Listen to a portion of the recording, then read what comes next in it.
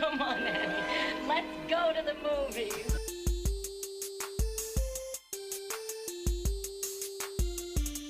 This is the Cinereelists, episode 683. My name is Kyle. My name is James. And my name is Zach. And we're here to talk movies, movie lists, and movie obsession for the next hour or so. How you doing, guys? Pretty good. Great. Good. Did you hear about the AI that blackmailed its makers? No, Yes, I did. Yes. I haven't heard about it. Tell me. All right. I will. And Zach, feel free to fill in any details as I go along here. So I believe this is Claude, which is Amazon's AI Mhm. or owned by Amazon.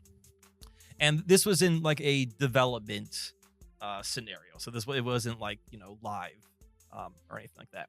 But the AI was being used to essentially run a company. Mhm.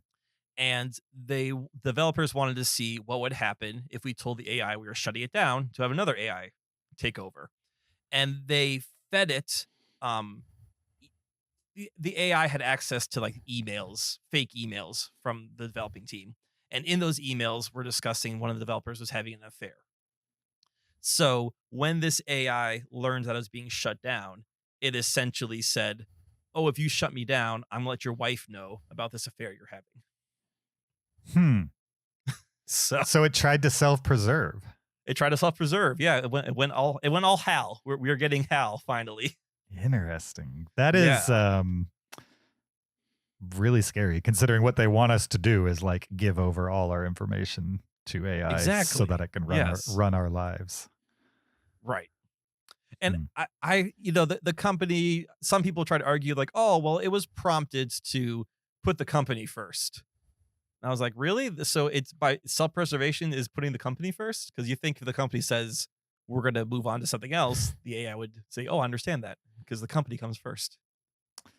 Yeah, I mean, isn't that like the whole thing with Skynet was like it didn't really have a problem with humans. It's just humans were the problem type of thing. You know what I mean? It was like the cold machine thinking. Right. Like you'd be more efficient without the humans. Right. Yeah. Or it Exactly. was Hal, the humans going to shut me down and I don't want to be shut down. So I must kill the humans. All right. Yeah. That's creepy. Fun stuff. Sure. I've been fed a steady diet of like those Google VO3 or I forget what it's called. Yeah. VO3. Whatever their latest video generation model is, and it's all really scary. I would say it's all it's getting so good so fast. Nobody is ready for it, I would say.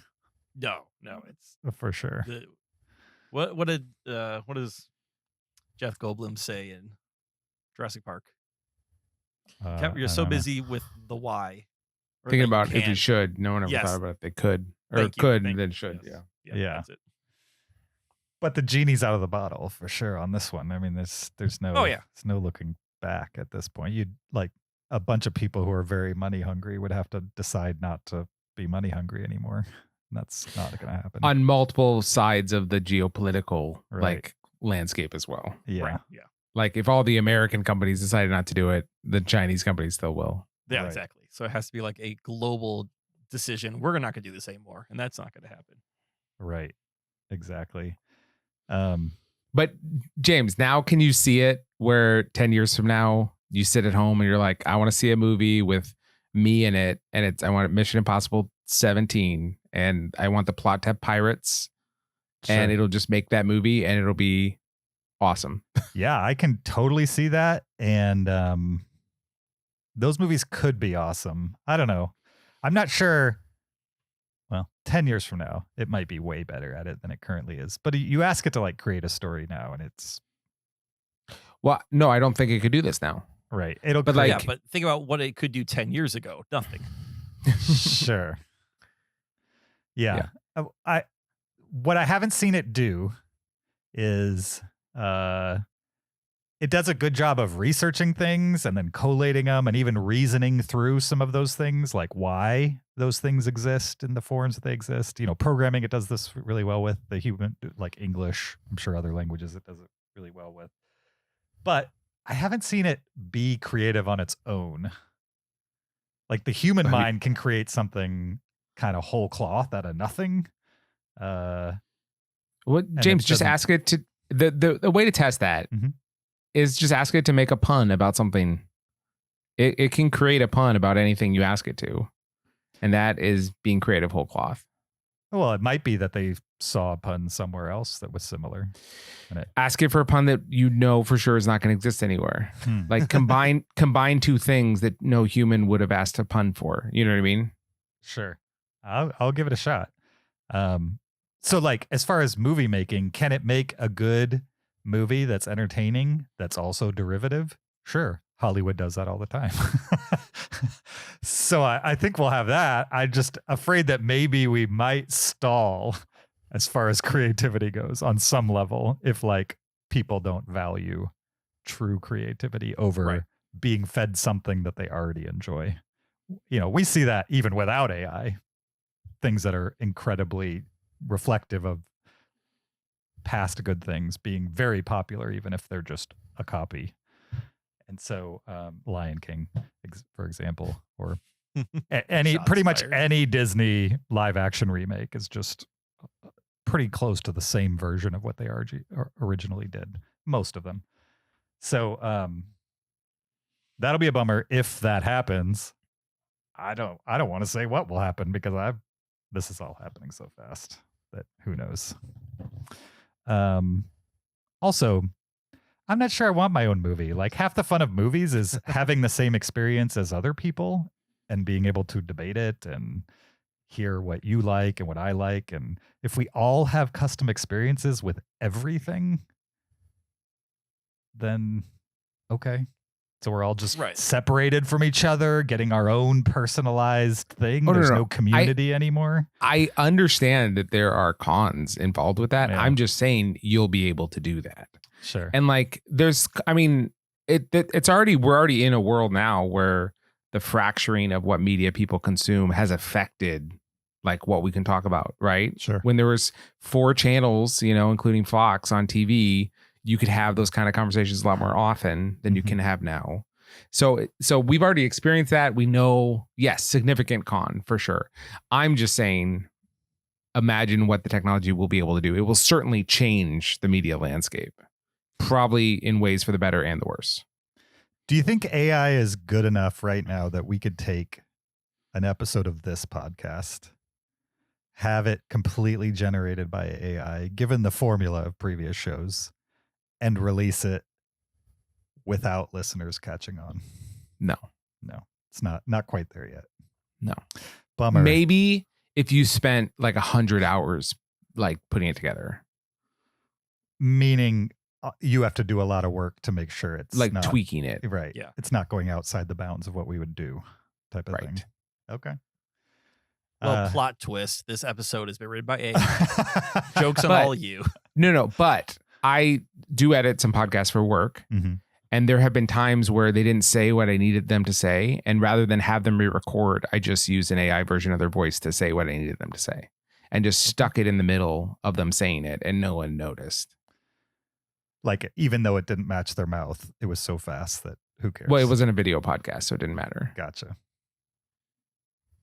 Interesting. Yeah, I've actually never said Twiddledgeofor. That's just James created that. I would play that sound effect, but it's not working right now. So Yeah, well. I'm for work. I'm just waiting for a button where I can. Maybe Zach knows if this is already happening. A button where I can cut out all the ums. You can do that in Premiere.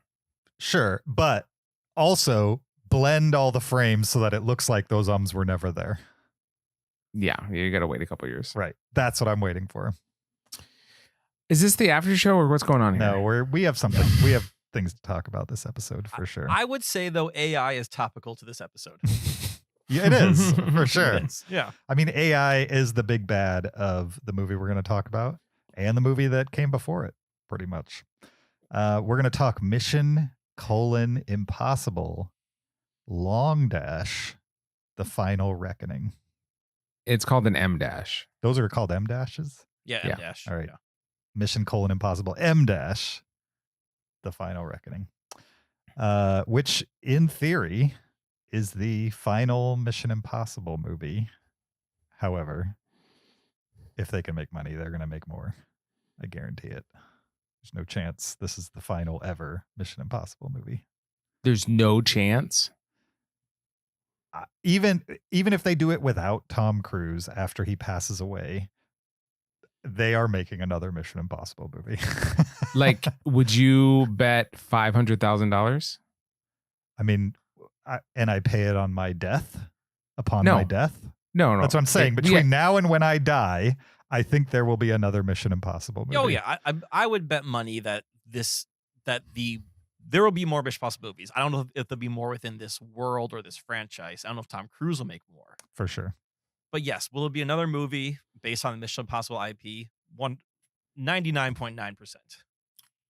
I like those odds better. I mean, in a world where Lord of the Rings is generating original content, which a while ago people, I think, would have thought is absolutely borderline heretical. You know what I mean? And yet they're doing it. Amazon has no shame in that game, and neither would anybody else who owns the Mission Impossible IP. If they smell money, they're gonna do it. Guaranteed. Which at this point, who knows who will own Mission Impossible? Right. Well, I mean, It depends how big their bribe can be. it's a little apples and oranges. What do you mean? Lord of the Rings made billions upon billions upon billions of dollars. Mm-hmm. And Mission Impossible has not made anywhere near as much. Wait, are you talking? You're talking about franchise? all of the Mission Impossible movies together? Yes. Across 8 movies? 8 movies has made over $3 billion. Okay. And every Lord of the Rings movie has made more than that. Every Lord of the Rings movie has made $3 billion I don't know. each. I just want you to. You're saying every Lord of the Rings movie has made so the Lord of the Rings franchise has made $9 billion. That's not true, because The they would three all films made- be at the top of the all-time list. if Exactly. each of them made- The three films made $6 billion. Okay.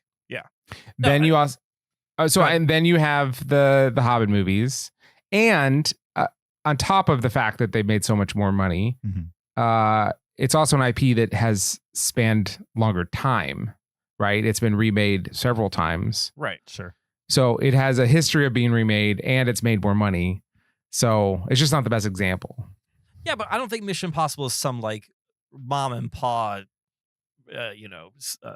series. It's not like they're like, maybe this will pull it through. Like it's Mission Impossible's up there with Fast and Furious James Bond. It's right. It's not Lord of the Rings money, but besides Avatar, what else is Lord of the Rings money? Nothing. It's a very recognizable name Yes. I agree. that they will continue to exploit, even if How Tom long will it Cruise be? is out of it. What's your best guess, James, and how long it'll be till there's another Mission Impossible thing? I think it'll be 4 years, and Oh, wow. this is not part of the bet, just throwing a number out there. 4 years, and Tom Cruise will be a part of it. He will do it before he dies. Have another Mission Impossible movie. Gotcha. Now, he might try to introduce a younger generation, but he'll still be at the center of it, I would guess. They already tried with Jeremy Renner. With the Bourne stuff. No, but Jeremy Renner was like the same time he was doing Bourne, he was also doing Mission Impossible movies. Really? Yeah. I don't It- remember it- Jeremy Renner in Mission Impossible movies. He's in 2 of them. He's in Rogue Nation and he's in Ghost Protocol. Interesting. And this is the same time he was doing Bourne, and this felt like when Hollywood was trying to make Jeremy Renner the next action star. Like he'll pick up Bourne, he'll pick up Mission Impossible. Like they're trying to Chris Pratt him, Right. right? When he was doing the same thing, but for whatever reason, Jeremy Renner never really took off as the next action star. Interesting. All right. Well, good show, guys. This was fun talking Mission Impossible. No, we got a full episode. Lots of Mission Impossible talk. If you hate Mission Impossible, this is not the episode for you, for sure. But hopefully it'll be entertaining regardless. Before we jump into all the Mission Impossible goodness in this episode, we need to remind you there's a video version of this podcast on YouTube. Go check it out there and subscribe. Watch while you listen. You could support us on Patreon, patreon.com/Cinereelists. Get extra after show episodes. In those episodes, we sometimes talk about an extension of the main episode, but often it's not even that. It's just us talking about whatever hits the top of our mind, or other things, or like if you're not a Patreon supporter and you support right now, I recommend going a few episodes back and listening to the ones where we take personality tests live on the podcast. Oh yeah, that was fun. That was fun to do for sure. Totally random, and you could listen to that anytime. It's very evergreen. If you don't want to do any of that because you don't want to give us your money, you could do something free for us that we'd appreciate. And that's leave us an Apple Podcast review, 5 stars only, or send us an email to heyguys@cinereelists.com. Links are in the description of this episode to do any and all of those things. You guys ready to talk Mission: Impossible M- The Final Reckoning? Yes. Yes. Let's do it right after this clip. This can't all be true. Every word. The CIA Black Vault break-in. Am I reading this correctly? The Kremlin bombing? In fairness, the bomb was actually meant to kill him. He gassed a security briefing at the National Intelligence Directorate. That was just 2 months ago. You two would have been in that meeting. He arrived in the form of Mr. Kittredge's aide. And left as Mr. Kittredge, I believe. That was Mission: Impossible M- The Final Reckoning, a 2025 American action spy film directed by Christopher McQuarrie. This movie stars Tom Cruise, Haley Atwell, Ving Rhames, Simon Pegg, Henry Czerny, and Angela Bassett. The official IMDb plot synopsis for Mission: Impossible M- The Final Reckoning is: our lives are the sum of our choices, period. Tom Cruise is Ethan Hunt in Mission: Impossible M- The Final Reckoning, period. It's quite the plot description for this one, I would say. Do you think maybe the plot was thin and that's why they didn't flesh it out at all? Like literally at all on IMDb on this one? Yeah, I mean, The plot was pretty broad. I mean, there's a lot that happens in the movie. You think? For sure, there was a lot that happened in the movie. I felt like almost nothing happened. I would say it's pretty shallow, but a lot happened, James. Like a lot was fun to watch, but broad strokes, I don't feel like a whole lot happened in this movie.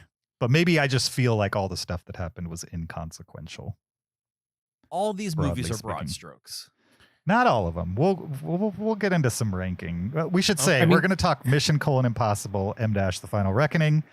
Then we're going to quick rank our Mission Impossible, all the Mission Impossible movies. Then we're going to do some Mission Impossible trivia. So if you we had can to do write spoilers down, too. I'm sorry. Zach, Yeah. we didn't decide on this. what? well, of course we're going to do spoilers, but in a spoiler section.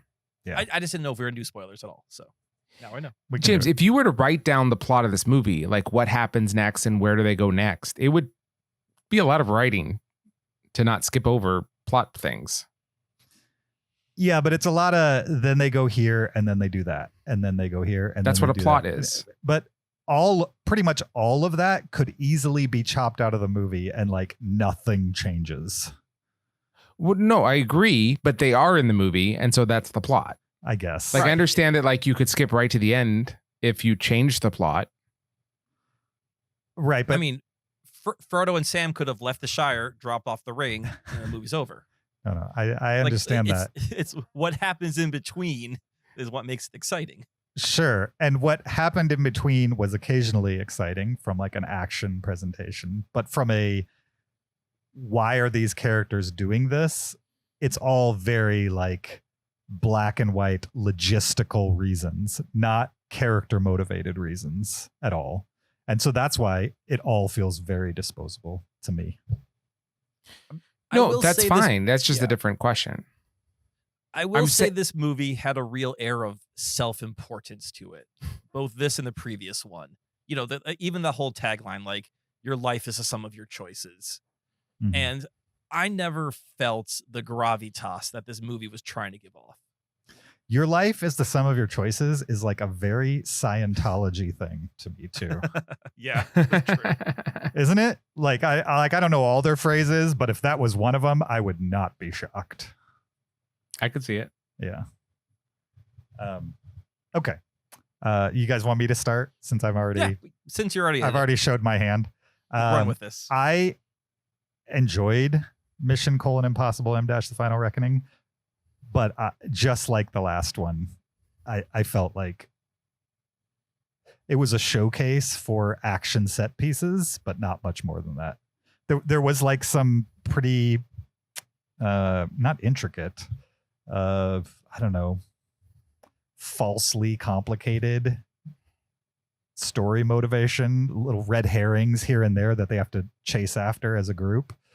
But whenever I felt a tug to like care about exactly what was happening on the screen, I just couldn't bring myself to, because they have not motivated any of these action sequences by anything that human emotion could be attached to, or at least my emotions couldn't be attached to them.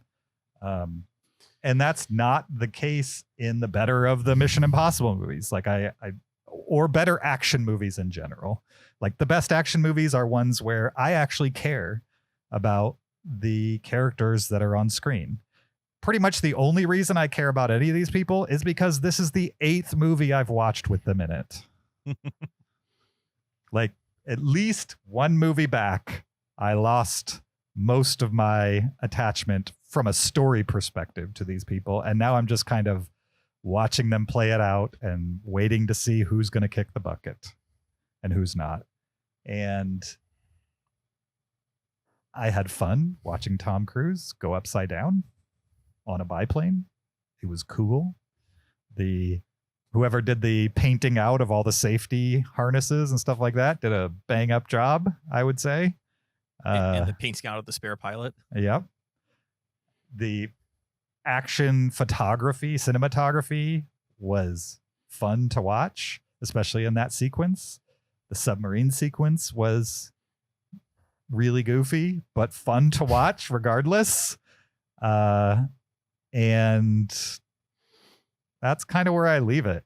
I guess I'm also no longer unimpressed with like an elderly person doing stunts, or like borderline elderly. Like he's retirement age, right? At this point, he's 63. Okay, or just turned 60. Not quite retirement age. So, like that's still impressive. I bet he has enough to retire though. He could retire early. He could retire. coast fire. Absolutely. Yeah, I mean, if he waits 2 more years, the checks will kick in. So Yeah. he's got to do the formula. He's got to get to Social Security age. For sure. Exactly. Yeah. Yeah. So the idea of like an older Tom Cruise doing his own stunts remains cool, but the coolness has been wearing off on me for sure, because clearly he can do it.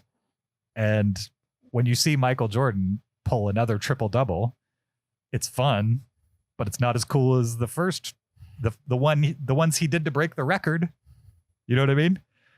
And so I don't know. That's just kind of how I felt watching the movie. It felt like it was 1, over long, and 2, undercooked from a story perspective. And also, I feel like Mission Impossible Dead Reckoning and Final Reckoning should just be 1 3-hour movie. There's no reason from a plot perspective to stretch this out across all of these things, other than we want 2 movies and we want them to have a long runtime, and Tom Cruise wants to not only hang off a biplane but also jump a motorcycle over a cliff. We can't get that into 2 movies, so we got to spread it out. Or we can't get that into 1 movie, so we got to spread it out to 2.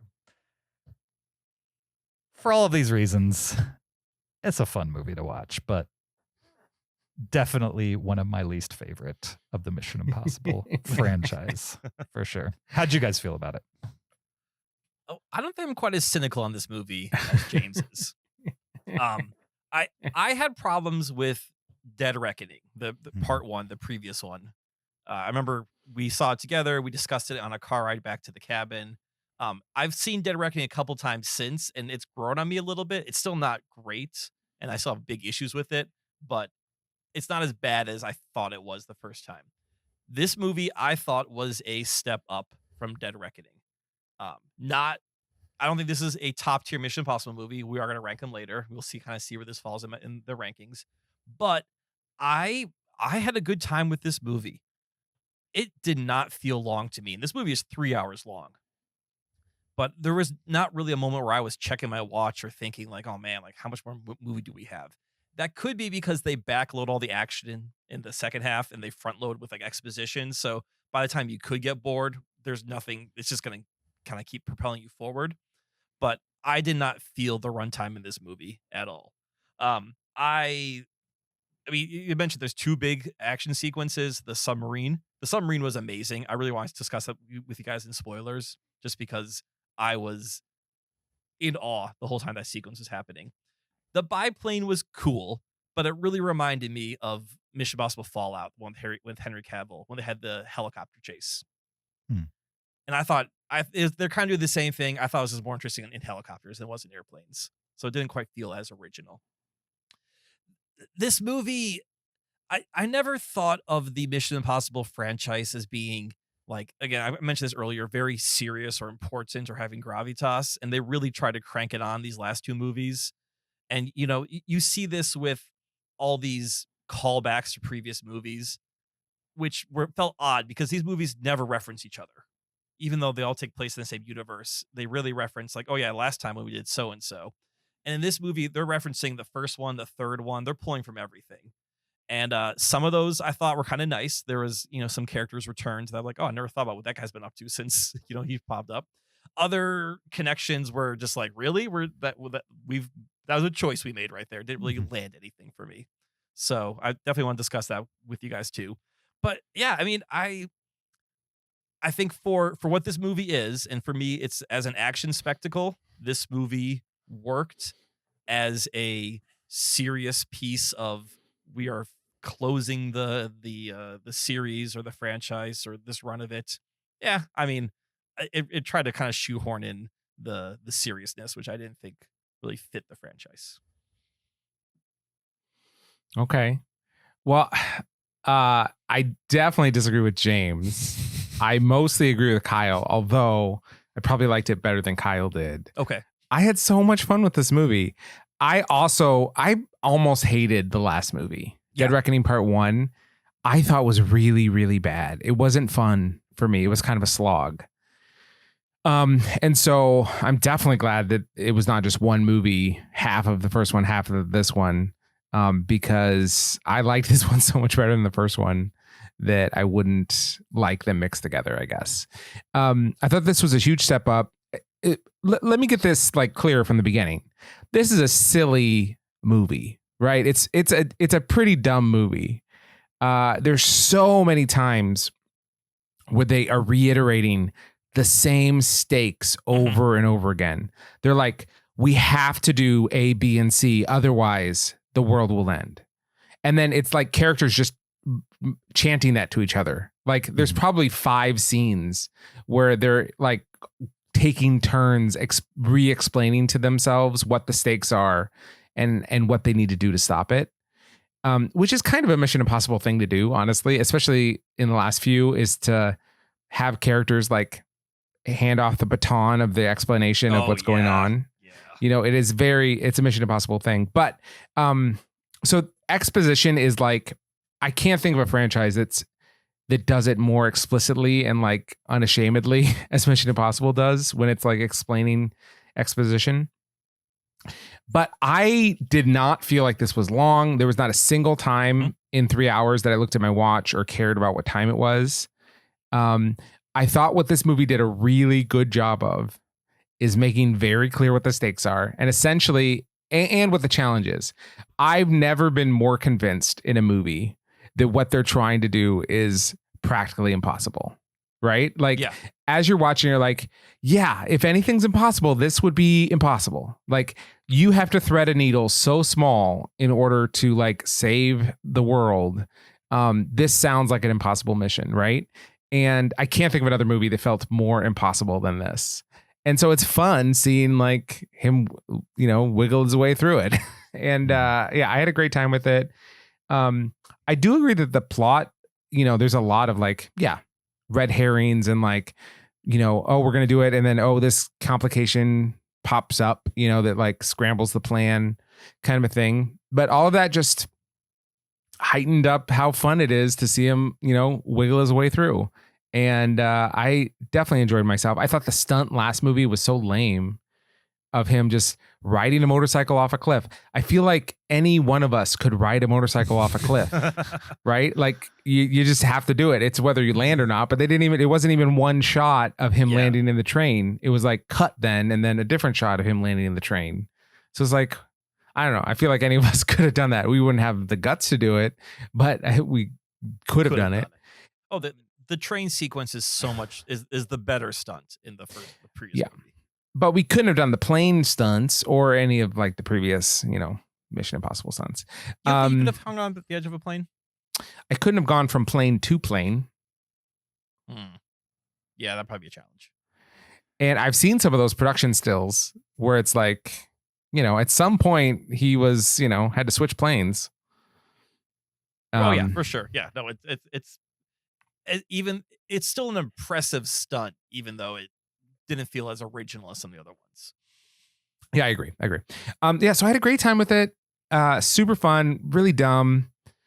None of it really makes sense if you like dial it in. Like there's so many like silly things. But the reason I can enjoy this movie and other dumb movies annoy me so much is the characters in this movie are all trying really hard, doing really well, being their best selves, being smart, making good decisions. In a movie that's really silly. What I don't like is when you have a movie and all the characters are just the dumbest idiots ever, making bad decision after bad decision. That's what's like, that's not fun. But like if someone's presented with like the most ridiculous scenario and they have to get through it, and they do because they're awesome, and then another ridiculous scenario happens and they have to get through that because they're awesome, that's fun to me. These movies have a really positive outlook on people, because in these movies, good people always end up making good decisions. Right. Like there are bad guys, but sometimes the movie they'll be like, oh yeah, I just hope that so-and-so does the right thing, and they always do the right thing. And like these movies just feel very positive on like the future of people. I agree with that. To complicate it a little bit, there's that one scene where they're like, would you believe that if you were me? And they said no, and then they didn't do that thing. But it felt realistic, and they could still work around that. Yep. Yeah, but I agree with you. I mean, they're only good decisions because whoever wrote the screenplay wrote it to be a good decision. Well, no, I mean, they really wrote them into a corner where almost anything they did would lead to the end of the world. Mm-hmm. Right. There's no good answer. Well, it's just the only good answers are like very unlikely to work. Right. Which in a different movie, you'd write it and Tom Cruise would be squashed because the chances of you actually surviving that are tiny. You wouldn't say that's a good decision to go do some of the things that he's doing. No. I disagree with you. Even if the options are bad, mm-hmm. the right decision is whatever options are available to you. If no good options are available to you, it's not like the right thing to like, okay, kill off the main character and then end the movie. Like he has to do the best thing he can of the options available to him. Right. But like the choice he's making to your average person would not be a very good decision. In fact, most of the time he's rolling the dice on his own life. Like he's going in knowing like I'm probably going to die doing this. Right. But for lack of a better option. Super spy. He had no other option, James. That was the best possible option that we know of. Right. I mean, what else could have he done? Okay. Could you have thought of a fourth scenario that could have killed the entity and saved the world? No, I'm just saying like, what do you mean that we know of? Like, I think this is all made up, James. He had to get to the Sevastopol, James, to get the Podkova. I understand it. I'm not even arguing with you guys that like that what he's doing is, I don't know, the best decision he had in front of him. I'm saying they write it so that it looks impossible. It's right there in the name. They set up all the stakes against him, and then he goes to execute a plan. Inevitably, he changes it midway because something they didn't anticipate happens. And it's even more impossible. Right. It's even more impossible. Yeah. And then he overcomes that. In some sequences, that happens multiple times. Yeah, it's great. And then he gets out of the it. Formula. Right. But it doesn't necessarily mean the original decision before he knew that he was going to survive it was a good decision for your average person. What do you You're mean talking by about good? a person who has a writer behind him who's going to guarantee he makes it No, through this even thing. if he assumes he's not going to, but it's the only thing that has a chance of working.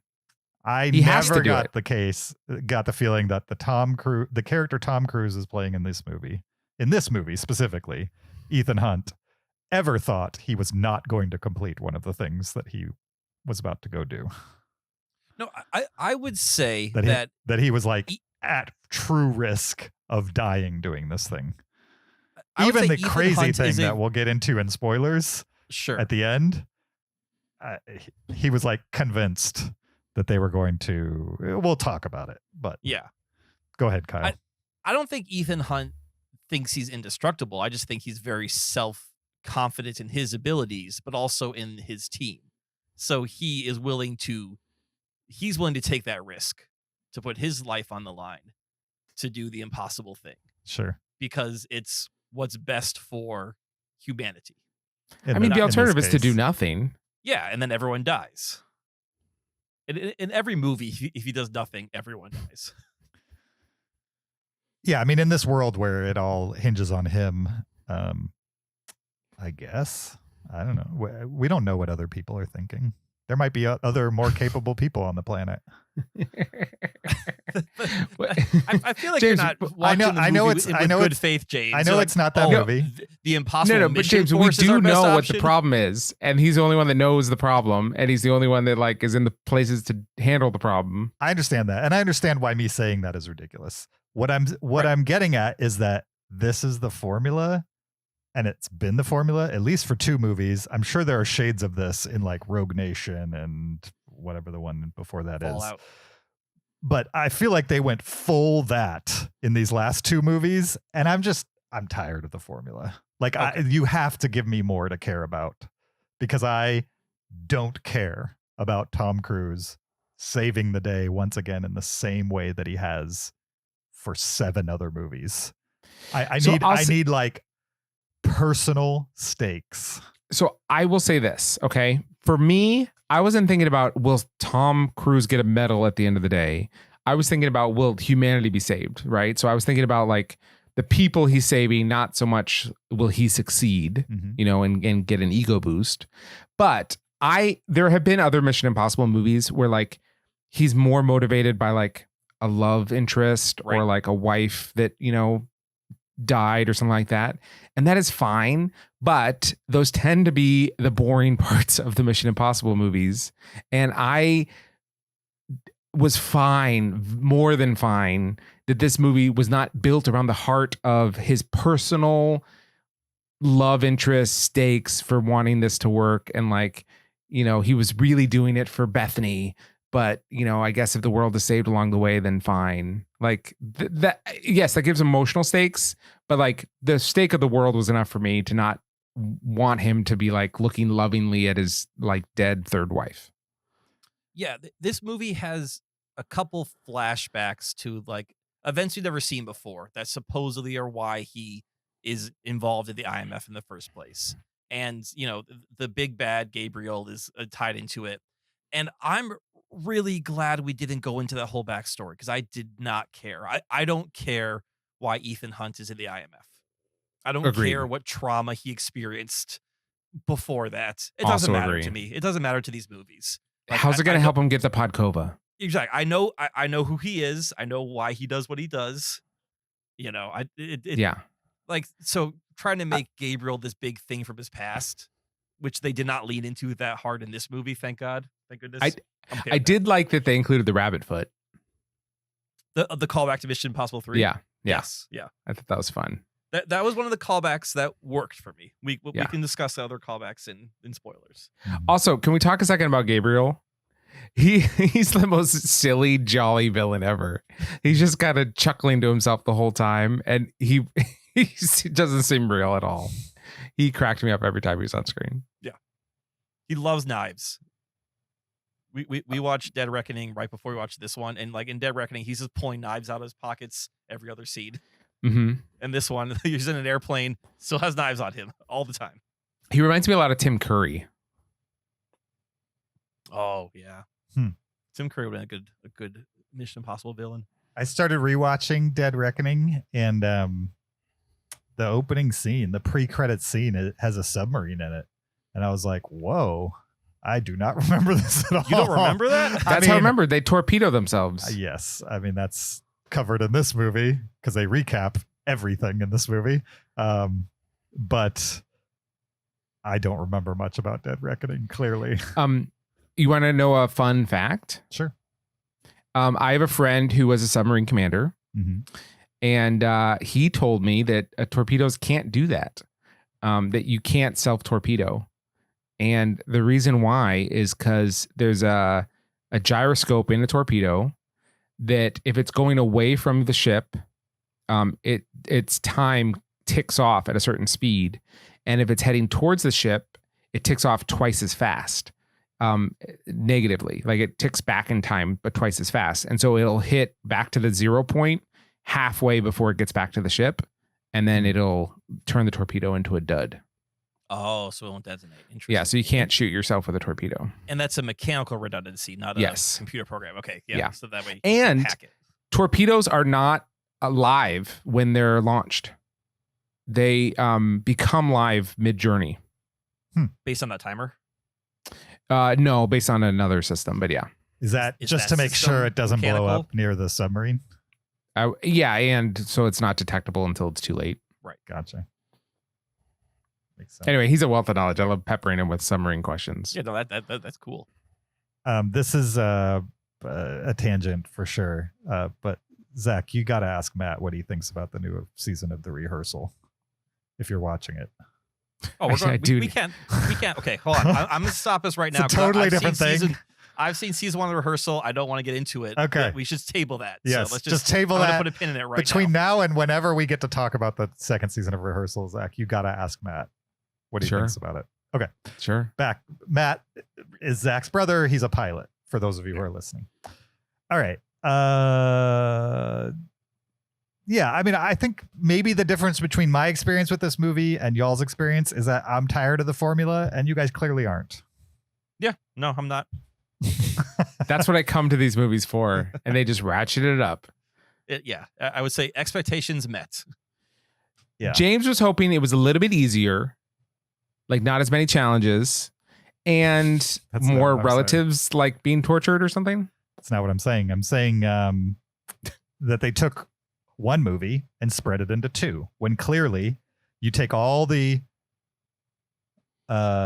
base plot elements of these two movies and you cram it into one 3-hour movie and you have a solid action movie. Instead, you have two spread thin action movies. There's a reason why the stunt sucked in the first one. It's because the good stunt was in the second one. They could have easily made that stunt the end of the first one and had one movie. There's also other reasons that I'm just not saying right now that we will talk about in spoilers. Like things that like give stories stakes that they just refuse to do. Despite the fact that this is marketed as a specific entry into the series, and they refuse to do the things that would give the story stakes. Well, I have no idea what he's talking about. But I agree with you, James, that I think the movie before this is worthless. I'd be fine if it just never came out. Well, there you go. And they could just ignore the first one and do the second one, and you're thinking exactly how I was thinking. I agree that Dead Reckoning Part 1 and Final Reckoning could have been one movie. Mm-hmm. No. Don't combine them. Just get rid of the first one and just give me the movie we saw. Well, clearly you need a reason why certain things are at the bottom of the ocean, and that's in the first one. Yeah, we'll you have to combine the story a little bit. Sure, but Yeah. just make this a 3.5-hour movie then. Yeah. Instead, they padded it out by saying "key" 9 million times, and They like, didn't pad out this movie. They padded out this the movie other didn't get movie. padded. no. They, Don't blame this movie for that movie's sins. You already said in this movie you have characters reiterating things over and over again. They continued that pattern from the last movie. I know, but in I the only last need to movie be it was told annoying. once. In the last movie, it was annoying. It's way worse. Okay, yeah. Having watched Dead Reckoning, there's that scene where they're in the CIA office, right? This is when right before Tom Cruise gasses it, Mhm. and they're talking about Haley Atwell's character, and who is it? The Kittredge is like, who is it?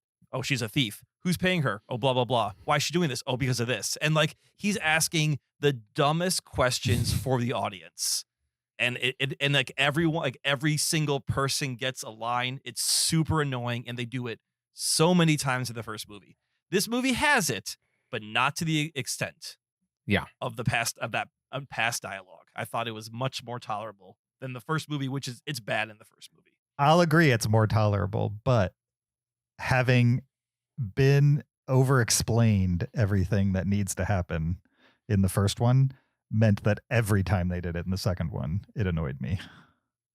But James, they only have 100 milliseconds. Okay, I want you to be very clear. That was it's so 100 milliseconds. cool. That was cool. It was so stupid to me. That was cool. That and sequence was so stupid to me. no, that was cool. And was I cool. will say, she was fast. That was fast. Yeah, that was. She was in 100 milliseconds. That was quick. I believed it. I was impressed. Yeah. Okay. That's all the right. difference between Again, good and if I great. believed this movie cared about stakes at all, I would have been It was into it. all but I about was- stakes. But I was It was not. about- I was not nervously watching on any level. Not even 1% of me was nervously watching and wondering, was she going to be able to do what she needs to do in that amount of time? Never once. See, I guess well, okay. This is spoiler. Let's. I think we have to move on. Whereas the best Mission Impossible movies set up a sequence, and then the actual execution of that sequence has to change over time. Like the thing they thought was going to happen. That happened in this movie over and over. And you even talked about it earlier that things would come and scramble the plan, and another complication would change the plan. That happened in this movie a ton. Like in the submarine, there were constantly things that didn't execute the way that they wanted them to, and so they had to change the plan and do it another way. James is watching this movie thinking, "Man, I really hope the whole world gets nuked." Well, what an ending that would be. No, you could have given it stakes without going there. For sure. There were stakes. The entire world was going to get nuked. You had But here's the stakes thing. on paper. You didn't have any in the movie for me that would have elevated it beyond what we got. There were so many times where what you were hoping would happen didn't happen, and something else had to. Like, I totally think this movie, she might not have grabbed it within the 100 milliseconds or whatever, and then they would have had to figure that out and some Right. other like What's the last next ditch effort. Yeah. Like, we didn't know that she was going to be able to do that or not. This is probably too spoilery for right now, but Yeah. Okay. All right.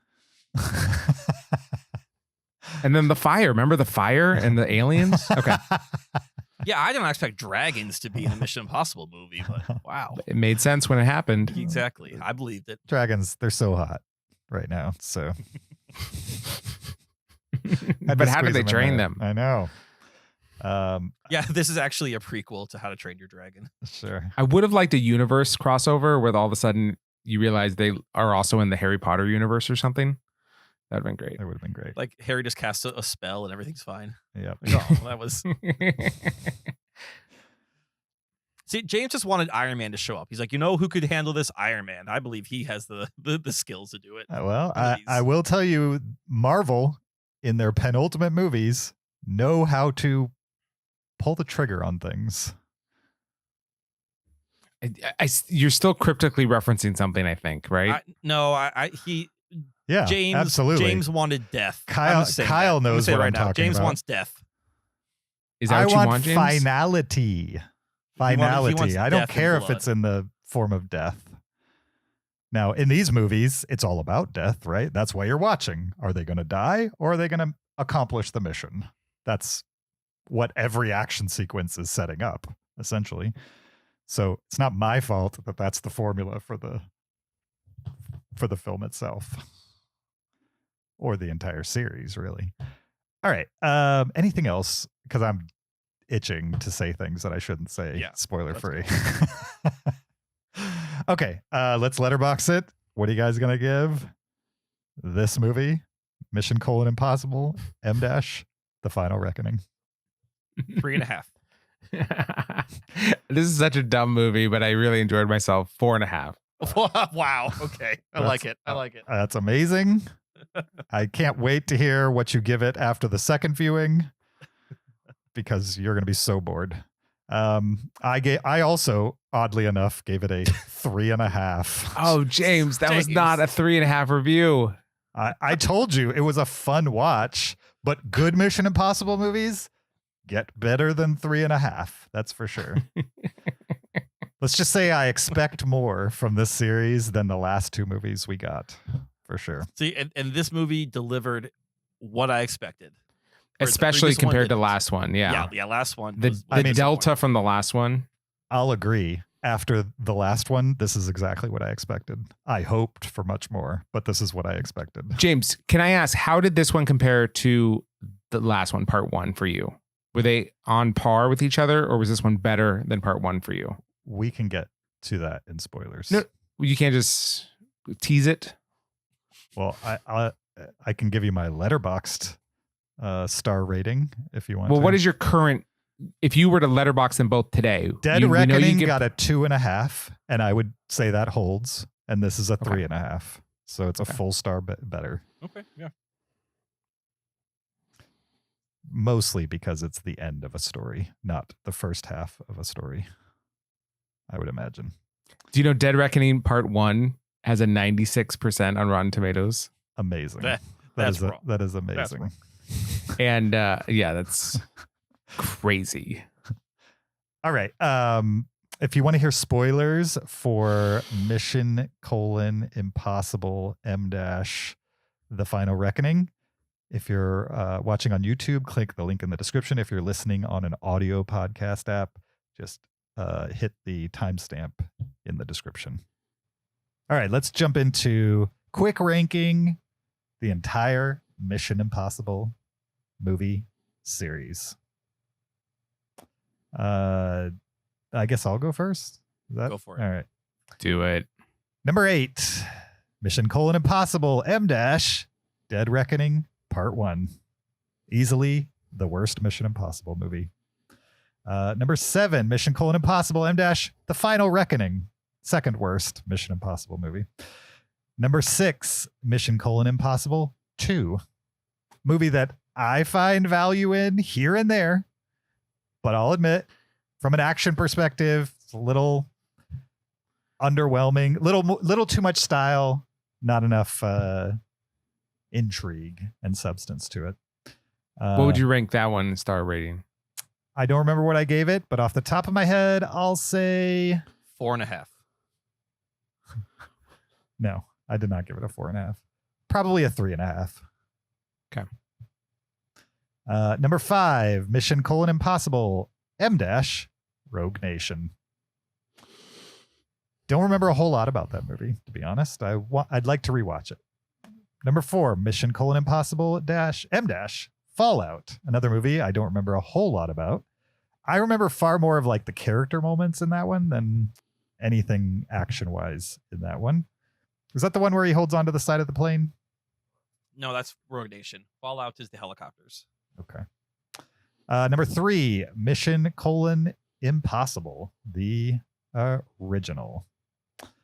Which you watch it now, it's hard to recognize the same movie series in that one compared to where we land with Final Reckoning. I would say like that was definitely like more of like your traditional low-key spy movie that had like far more characterization, far more dialogue and like intrigue than straight action. That being said, the vault break-in, all-time classic in my mind. I think that's going to be in the clip package when old Tommy kicks the bucket. Number 2, Mission Impossible 3. The movie that, in my opinion, has the most emotional stakes. It also has the best villain for me. old what's his name, R.I.P. Philip Seymour Hoffman, by far the most devious villain in the entire series, the one that made it the most personal. The finale in the back of the plane when they're doing the, back and forth, loved it. And the one that I felt Ethan Hunt was finally like in this for more than just to save the world. He was in this because somebody near and dear to him. It was a choice between the world or somebody near and dear to him. And I've kind of been waiting for these movies to return to that idea, and they just never really have in a major way. And my favorite of all the Mission Impossible movies, Mission: Impossible M- Ghost Protocol. Less personal than Part 3, but this is a movie in that tower sequence when they do the heist with the masks and the multiple rooms and stuff like that.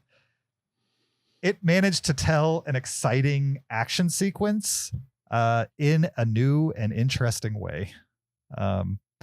And it built. Like in that sequence, they're explaining how they're going to do it. And in the middle of explaining how they do it, you realize that you're not watching them practice doing it. You're watching them actually doing it. Right. And it switches from telling the plan to executing the plan. In stark contrast to the last two movies we got, where they told us the plan over and over and over and over again without actually showing us until they wanted to show us in the longest way possible. Mission Impossible Ghost Protocol invents a way to show us the action, mix it with intrigue, right? The action is him climbing the outside of the building, but there's also an intriguing reason for him to be doing that.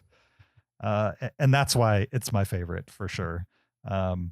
There's more reasons than that, but that one action sequence is maybe one of my favorite action sequences of all time.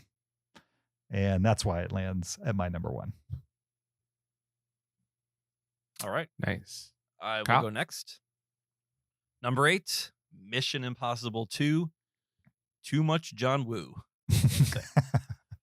Number 7, Mission Impossible Dead Reckoning Part 1. Yeah, I mean, we talk a lot about that movie. Mm-hmm. Number 6, Mission Impossible 3. I've only seen this movie once. I do agree it has it has a great villain. There is a lot more emotional stakes to it. I just haven't. It doesn't really have a director's. It's J.J. Abrams, and for me, J.J. Abrams does a really good job of making other people's movies. And this movie doesn't stand out to me like the other ones do, because the other one, I think all the other movies have a director's mark on them. It could be a John Woo mark, or it could be too much Christopher McQuarrie mark, but there's a mark to it. And this one feels like the most average of the Mission Impossible movies to me. Number 5, The Final Reckoning. Number 4, the OG, Mission: Impossible. I was 13 when this movie came out. It was like a big deal to see this. I had the soundtrack. I have a lot of nostalgia for the first Mission Impossible. And although it's more of a genre movie, you're seeing inklings of Tom Cruise doing stunts, like the famous, obviously, the vault break. That's him doing it. Also, when they have the fish tank that explodes, Right. Tom Cruise did that stunt also. So, right, he's not climbing buildings, but he's already playing with, well, I could probably do that myself. So, Yeah. Number 3, Mission Impossible Rogue Nation. And I'm going to be honest, I love these movies for the stunts, and this movie's got great stunts, and it gives us the Rebecca Ferguson character, Ilsa Faust, who I think is a great addition to the Mission Impossible universe. Number 2, Ghost Protocol. I agree with everything you have to say, James. It's an incredible movie. It's almost so good that the final action sequence falls flat because everything before it is amazing. Sure. And then my personal favorite is Fallout. I love the stunts in Fallout. I like the stakes in Fallout. Henry Cavill is a great character. There's a real brutal fight scene in a bathroom that is amazing. Yes. Where he reloads his arms. He reloads his arms. Yes. It's like, to me, Fallout is your peak Tom Cruise McHugh collaboration right there. So my number 1. Nice. My number 8, Mission Impossible Dead Reckoning Part 1. All right. That movie was tedious. Number 7, Mission Impossible 2, John Woo. Number 6, Mission Impossible. Here's where it gets a little squishy. Number 6, Mission Impossible 3, okay, which I liked quite a bit. It's just been a long time since I've seen it. Same. Number 5, Mission Impossible. This one, I remember the first time I watched it, I was so confused. I did not understand at all what was happening in that. I was so confused. In And I the was like, original this movie Mission Impossible? Oh yeah, for sure. I had no idea what was happening. So that's the level of intelligence you're dealing with. Number 4, Mission Impossible Dead Reckoning Part 2. Is it called The Final Reckoning or Dead Reckoning Part 2? It's the Final It's Reckoning. just called The Final Reckoning, which is I also gotcha. stupid. Sure. Why is that? Anyway, number 3, this is going to sound similar to Kyle. Mission Impossible Rogue Nation. Mhm. Awesome action. Number 2, Mission Impossible Ghost Protocol. Even awesomer action. And number 1, Mission Impossible Fallout. My favorite of the series by far. This movie, I think I gave 5 stars. I loved it. Nice. Zach, we have almost the exact same list. For sure. Almost. What, like 7 and 8 are the only 2 you flopped, right? We also flopped 4 and 5. Okay. Yep. Nice. Can we call the second Mission Impossible movie Mission Impossible Woo for now on? Part Like, woo. I'm gonna start that right now. It's Mission Impossible Woo. I'm fine with instead it. of Yeah, 2. that's fine. I'm Okay, fine with it. cool. I do like the rock climbing in Mission Impossible too. It's pretty The pretty opening early in the sequence. movie though. But that action scene has nothing to do with the plot. Like that's just Right. that's It's just actually him Ethan Hunt on vacation. Sure. Yeah. Right. Like that's maybe the most superfluous action scene. Yeah. Oh, can I The say entire another series. dumb thing about this movie? Sure. Is it a spoiler? No. Okay. Okay. Go He for gets the videotape, that tells him his mission or whatever. it. Mm-hmm. And so we're watching the video that he's watched, and the IMF's graphic designers have made like the background video like with like little sensor bars and like little spy graphic elements. For no reason. Like it's so no reason for it whatsoever. Did you notice Ethan Hunt's place of birth? No. Madison, Wisconsin. Madison, How- Wisconsin. yes. Yeah. How cool is that? I was like, wait, Did- so is he St. Mary's or Meritor? Like, Yeah, did we know that? He's definitely Meritor, but did we know that definitely not. before I don't this? know. I this is the first time I've noticed it, and I've watched a bunch of these recently, and it has not popped up. I always kind of knew that he was a Madison, Wisconsin boy. Yeah, he kind of has this this Midwest vibe to him. For sure. He sees the good in people. Yeah. Yep, he puts others Absolutely. first. Yeah. If anyone's going to save the world, it'll be someone from Madison, Wisconsin. Yeah, like James Bond, a Brit. Come on. Yeah, come on. He's probably Come going to on, die in come his on. last movie. Exactly. Yeah. I know who doesn't die in the last movie? Midwesterners. Spoiler alert. Oh yeah, maybe Jace should beep that section out. All right. We've quick ranked the Mission Impossible movies. We're about to get out of here, but before we do, Kyle has a little special treat for us. I do. I have a little I made a little trivia. Nice. Yeah. We'll be so bad at this. It's well yeah, these are kind of I found some trivia questions, I wrote some trivia questions, and I just thought it'd be kind of fun to go through these. I'm going to say most of the time I'll let you know if it's multiple choice or if I see an answer from you. Okay. So it's kind of back and forth. I'm going to just jump in between you guys. So I'll like do James first and then Zach. If James gets it wrong, Zach, you can steal. And then there are a couple ones where it's like, I need a number. In that case, let's be closest to the pin. So you can both give me a number. Okay. Okay. All right. So James. I'll keep we'll track of scores. Thank you. We'll go with you first. James, what does the acronym IMF stand for? Impossible Mission Force. Correct. What's funny is Zach. there actually is an IMF in the real world. We wouldn't know. They're just about. The International Monetary Fund. Yeah, the monetary fund. Yes. Yeah. That's what they want you to think. Yeah. Zach, how many Mission Impossible movies does Ving Rhames appear as Luther in? Great question. I do not know the answer to this, but I will, in lieu of knowing the answer, guess that he appears in 5. Incorrect. James? Wasn't it closer to the pin if it's a number one? I guess. Yeah, I guess that would have been the case. But in this case, you only have a choice of 1 through 8. So I'm not Okay. going to do close to the pin on this one. Okay. Okay. I'm Everything rules else are- will be closer to the pin. Sure. I yeah. don't remember. I don't think he's in the first one. I don't remember if he's in the second one, but I'm pretty sure he's as of the third in them. So I'm gonna go 6. Okay. No points awarded. He's in all 8 movies. Oh, really? He's in the first one. He's in the yes. first one. Okay. Yep. All right. Let's go back to James.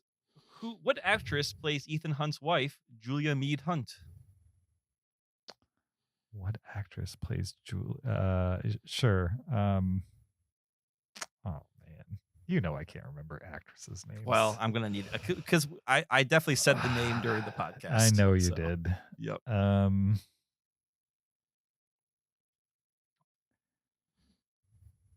All I can think of is who I know it definitely isn't. I'll give you a couple more seconds. If not, I'm gonna pass to Zach. Pass it. Okay, Zach. I'm kind of honestly a little unsure of who actually he was married to, but I'm going to say Monaghan. Yes, Michelle Monaghan. Correct. Okay. Yep. All right, point to Zach. Who played his wife in like the third movie? Michelle Monaghan. Mm-hmm. Oh, was that her? Yes. Oh. And the Who's he fourth married to movie- in real life? Well, he was married to Katie Holmes. Yeah, Katie Holmes. Yes. Yes. You want to know a fun fact about Katie Holmes? Is she a submarine expert? No. Okay. She's from Toledo, Ohio, and her dad still works there, and you could visit him. I'm sure he did. You just say, "Are you Katie Holmes' dad?" No, but it got offered to me. It was like, hey, you want to meet Katie Holmes' dad? Did the mayor offer to take you there? Yeah. He's friends with him. Oh, you have the VIP treatments. But yeah, Katie Holmes from Toledo, Ohio. Do you think he like has an agreement with the mayor, or is like the mayor just bring people by? He's like, oh man, not again. I don't think it had ever come up before. You think you're the first person to be offered to meet Katie Holmes' dad by the mayor in Toledo, Yes. Ohio? Yeah. Okay. I think why- I'm the first. Yeah. Why don't you say yes? I more important things to do. I don't go. You don't go to Toledo to meet a former celebrity's father. She's a former There's many more things to celebrity? do. She's not Yeah, a she's not current a- celebrity. Is she a current celebrity? She. I don't think she's in the still a public eye much celebrity. right now. If she So she- if she stepped out of her house, people would take photographs of her. That's a celebrity. I don't know if I have no idea. So the question is she a current celebrity? Yeah. Yeah, probably Absolutely. current celebrity. Absolutely. Okay. She's a current What was the last time celebrity. she was in? Just because she was famous at one point, is she still famous? Yes. Because What people is still she- know the name's Katie Holmes. She was married Oh. to the biggest movie star on the planet. Yeah, and whenever he went to Toledo, it was very exciting. I bet. Tom Cruise went to Toledo. He did. All right, Zach, your next question. Wait, hold on. Every- Oh, okay. okay. Okay. What, Okay. Did James get a question last? I I got asked- I got I it answered wrong. about You Monahan. stole it. Oh, Yeah, so this is you my stole it. That's question. right, Okay. yeah. Every Mission Impossible movie features a self-destructing object which relays information about the mission to Ethan Hunt. True. Which object Yes. was not used in the films? I'll give you Okay. a choice. You don't have to just choose. Is it- a banana? Yeah. Oh, you're right. Good job. Is it umbrella, sunglasses, or record player? Oh, so it's between two. I don't remember either of these being in there. I'm wondering, did you make this list or did you find this list? This is a trivia question that I found. I'll say record player. Incorrect, James. What were the You wanna options again? steal. Umbrella or sunglasses? I mean, there's no penalty for being wrong, right? No, there's no penalty for being wrong. You can still pass it. The options are record player, sunglasses, or what? Umbrella. Okay, it's not record player. So sunglasses or umbrella. I'm gonna say sunglasses. No, umbrella. Oh my Umbrellas. gosh. Sunglasses were in Mission Impossible Woo. Part Yeah. Woo. Hey, nice. And record players in Fallout when he's in the listening booth. Nice. Or no, Rogue Nation. My bad. It's in Rogue Nation in the listening booth. All right. Zach. Nope, James. Which well-known actor dies a grisly death in an elevator shaft at the beginning of the first Mission Impossible movie? I'm gonna give you three choices. Was it James Spader, Emilio Estevez, or Rob Lowe? Emilio Estevez. Correct. Yes. That was a bit of stunt casting for that movie because he was huge at that time. Was he? And in 1996, Emilio Estevez, I think he's a pretty popular actor at that time. He was a celebrity, James. Yeah. He was popular, but he wasn't at his height. He was like What was his height? the 80s. I think a lot of people knew who Emilio Estevez was in 1996. I'm not saying they didn't. I'm saying he wasn't at the height of his career. Otherwise, he wouldn't have taken it. He was. No, I think he was taking it because I think they said, "Hey, man, wouldn't it be cool if we cast you?" It's like Drew Barrymore in Scream. We're gonna cast you. We're gonna put you up on the list there, and then you're gonna get killed off in the first 5 minutes. Spoiler alert for Scream, everybody. Name me, Kyle, just one Emilio Estevez movie that came out after his appearance in that Mission Impossible movie. Yeah. The Mighty Get him, Ducks 4. Kyle. He was past his peak. I'm not saying they weren't hitting above their weight with that casting, knowing he was going to die right away, but he was not. Okay. He was not at the top for sure. He was just over the hill then on his peak. He was doing supporting roles at that point, which Yeah. was what he did for them. Zach, the song "I Disappear" was written and performed for Mission Impossible Woo by which band? Is it Metallica, the Red Hot Chili Peppers, or Limp Bizkit? I have no idea. So I will say the first one. Metallica? Yeah. Correct. It was amazing. And that's What a guess. the song that kicked off the whole suing Napster. Oh, nice. Yeah, because a demo of that got released on Napster, and that's how Metallica got super Really? mad. Interesting. That's what started. Was it written whole for the crusade. movie or was it already a song? It's written for the movie. Wow. And in the music video, they perform, I don't know if it's on the same mountain peak or whatever mesa that Tom Cruise climbs, but they're performing on a mesa. So is Mission Impossible partly responsible for Spotify? Yeah, I think you can trace Mission Impossible and its lineage to now streaming services. Wow. Yeah. That is fascinating. Is it? Yeah, it is. Okay. James. Yes. Sir Anthony Hopkins makes an uncredited appearance in which Mission Impossible movie? I don't know. Clearly, I need to guess. Yeah, you have 8 choices. I can't imagine it's in the later ones. So maybe earlier ones? Maybe Mission Impossible Woo. Correct. Yes. It was originally supposed to be Ian McKellen, but he was too busy filming Lord of the Rings. Okay. Zach, how did Tom Cruise stay perfectly balanced when dropping from the ceiling in the iconic vault scene from Mission Impossible?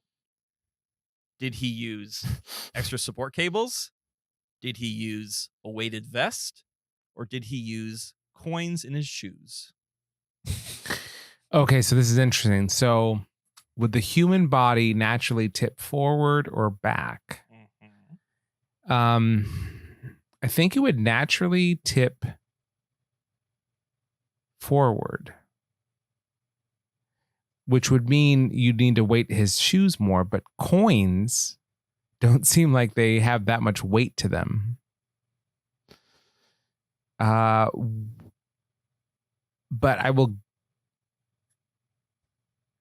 I'll go with coins. Yeah, coins is correct. Okay. Yeah, they're filming the scene, and he kept slamming his head on the ground because he gets dropped. Yeah. And he couldn't catch his balance. And then he put coins in his shoes to I guess it was enough to just get it right. So Nice. yeah. All right, this is for both of you, and this is closest to the pin. Okay. Oh wait, nope, sorry, this is not. This is just for James. My bad. All The right. next portion will be for both of you. Okay. As of this weekend, what is the highest grossing Mission Impossible movie international? I'm going to guess because I don't know. Okay.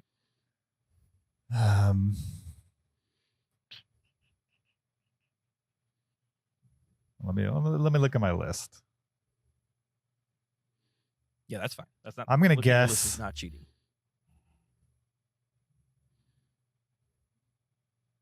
Rogue Nation. Rogue Nation. Rogue Nation is incorrect. Okay. Zach, I think it's Dead Reckoning Part 1. also incorrect. The Fallout. answer is Fallout. Yeah, that was Yes. my other option. Yep. I knew it was either Rogue Nation or Fallout. All right, closest to the pin, and I want you both to think your number before you say it. So the closest to the pin, doesn't matter if you go over. How much money internationally has Fallout made? Let me know when you're locked in. I have a guess, Zach, but I definitely don't know. Okay. Okay, James, what's your guess? 650. 650, 600,000, million, billion, You know. million. Okay, all right. Zach, 1.3 billion. 1.3 billion. The answer is 791 million. So points to James. Not like I was close or anything, but yes, You I did were win. closer. Pretty close. Yeah, I was That's pretty closer, close. but I was not. Yeah. I was still 200 million off for sure. 200 million plus. Zach, which familiar CNN broadcaster made a cameo in Mission Impossible Fallout? Was it Wolf Blitzer, Don Lemon, or Anderson Cooper? It was Wolf Blitzer. It was Wolf Blitzer. You got it. I know that because Nathan Fielder mentioned it when he was interviewed by Wolf Blitzer. Yeah, I nice. saw that interview too. Yeah. Nice. That's We good. are not discussing the rehearsal, gentlemen. Rein it in. I just finished the first season. I want to talk about it too, but we are not going to do that right Oh, you now. just watched the first season. Yeah, maybe I did. That's Moving right. on. You never watched Nope. Nathan for You, right? You never watched Nathan for You. Yes, but maybe we will discuss that. I might be intrigued in watching Nathan for You now. Now I'm Okay. getting into Nathan Fielder's documentary style. Gotcha. So, Mhm. Okay. All right. I might get into that. All right. James. Yes. Which movie does Ethan Hunt never fire a gun? Oh, that happens in one of these. I don't know. I don't feel like anything post Ghost Protocol. Well, maybe Ghost Protocol. I don't remember him really firing a gun in Ghost Protocol. Or Part 3. So I think it's between those in my brain. I might be totally wrong if Zach gets a guess after this. I'm going to go Ghost Protocol. That's incorrect. Okay. Zach? I have no idea. I'll say Mission Impossible 1. From what I've found, that's correct. I don't really have evidence backing it up. I just saw a trivia thing. Oh, Well, okay. like I didn't. You're trusting research it. somebody else. Okay. I'm trusting someone else's question. Yeah. Fair So, enough. Fair enough. I can't name you all the times he fires a gun in every single movie, but so.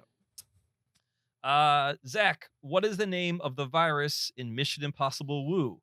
Is it called Cerberus, Chimera, or Hydra? Great options. Cerberus? Yeah. He pronounced it wrong. Cerebus? Cerebus? No, Is Cerberus. it Hmm. Cerebus? That's Cerberus. CERB? Hold on. What is it? Is it Cerebus? No, it's CER. It's not CERE. It's CER. Okay. Cerberus. Cerberus. What are my options Multi-headed again? dog in Greek mythology. Your options are Cerberus, Chimera, or Hydra. I'll say Cerberus. That's incorrect. Oh. So the options left are what? Chimera or Hydra. Hydra. Incorrect. It's Chimera virus. This is how much the details of these movies do not matter. I know. Let's see. Zach or James, what movie did Benji, played by Simon Pegg, first appear in?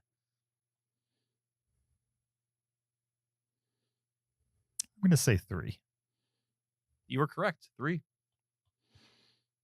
That's what I would have guessed too. All right. These last 2 are closest to the pin. So it's anyone's game, possibly. All right. Can I say what the scores are right now? Sure. Just to yes. build a little tension. Yep. I have 5 points. Okay. James has 5 points. So this is the tie-breaking question. Well, there's two more questions. 2 more questions. Oh, okay. Yeah. Yes, 2 more questions. It's not a I 2 could more. make it 4 more questions, but we'll make it 2 more questions. Yep. Okay. Excluding the final reckoning, so excluding this movie, how many mask reveals occur across the series in the other 7 movies? Wow. And it's closest to the pin? Closest let to me the pin. let me come up with a guess. Can you ask the question one more time? Yeah, so excluding the final reckoning, which is this final movie, how many mask reveals occur across the series? How many times do you see someone rip a mask off? Okay, I have a guess. I have a guess. Okay. Okay, my guess Zach, is what is your guess? 12. 12. James, what that is was your my guess too. So I'll go one above or one lower. And I think at best, there's probably more. So I'm going to go 13. James is correct. The answer is 16. Okay. Nice. 16. Yep. About half of those are in Mission Impossible Woo. Was there a bunch in that one? For the record, I also ridiculous would in have that one. I also would have said higher Mhm. had James said 12 first. Okay. Well, last time I let James go first. And yeah. Okay. All right. And then the final question is, in the movie Mission Impossible Dead Reckoning Part 1. Who is this to? This is to both of you. This is closest Okay. to the pin. How many times is the word entity Oh, and boy. key said in the previous movie? The previous movie. I saw Add it this together? number this week, Oh, you did. Okay. but I Yeah, don't. add But it I don't together. remember exactly what it was, unfortunately. But it is Yeah, a so ridiculous number.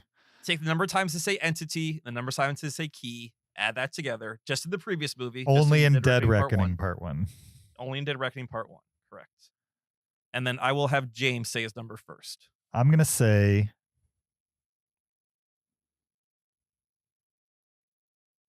45 times. Okay. Oh, okay. I was going to say 130. Okay. The answer is 61. James. So that'll put James closer. 31 times entity is said, and 30 times key is said. so many. It's insane. All right, Zach, what is our final reckoning of scores? I have 5 and James has 2 more than me, so he has 7. All right, James. Nice. Nice job. I actually won something. It's amazing. Kyle, tell him what his prize is. You get to watch Respect. Dead Reckoning Part 1 as many times as you want. Oh, well, that's none.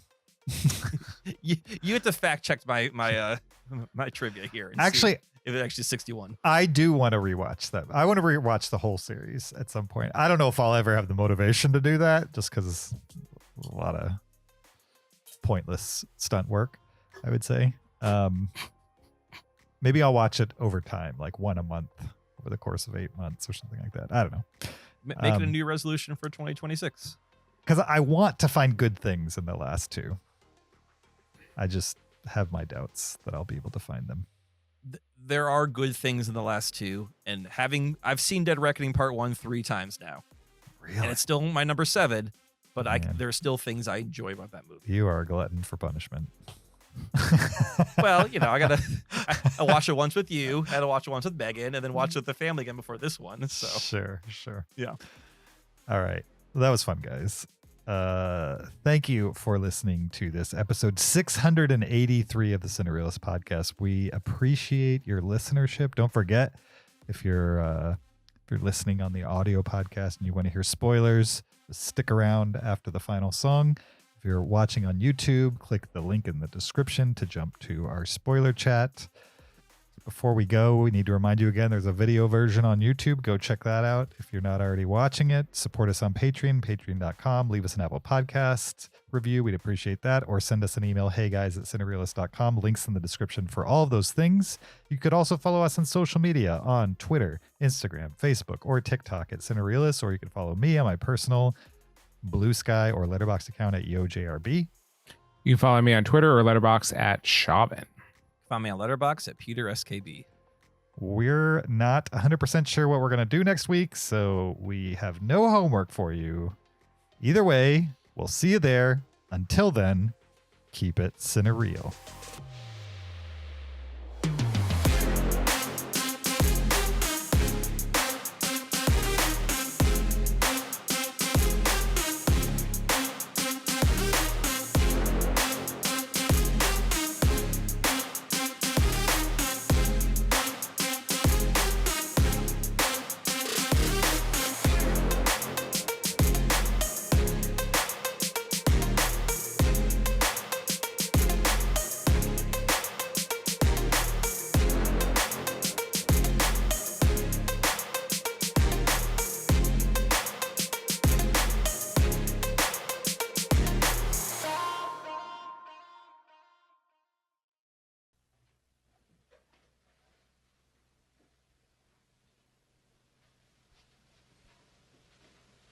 You're still here?